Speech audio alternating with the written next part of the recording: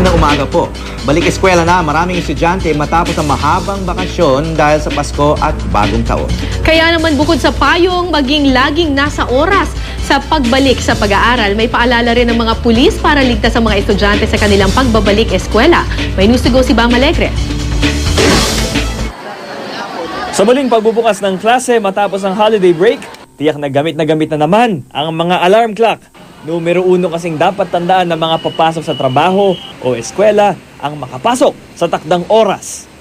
At para maging pare-pareho ang oras ng lahat ng Pinoy ngayong bagong taon, muling ipinapaalala ng DOST Pag-asa ang pag-synchronize o paggamit ng eksakto at pare-parehong oras batay sa Philippine Standard Time.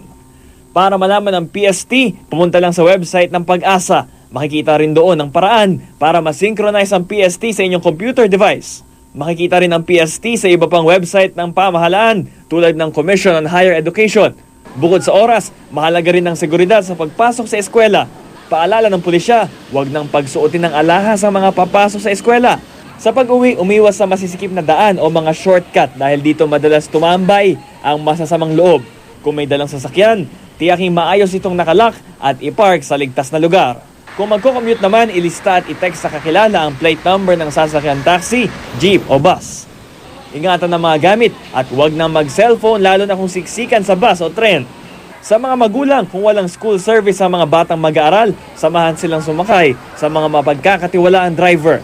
Alamin lagi ang kinaroroonan, mga laging kasama at class schedule ng mga anak. Dapat ding alam ng mga magulang at estudyante ang mga emergency at hotline numbers ng mga paaralan, pati na ng Department of Education at Pulisya. Bam Alegre, GMA News.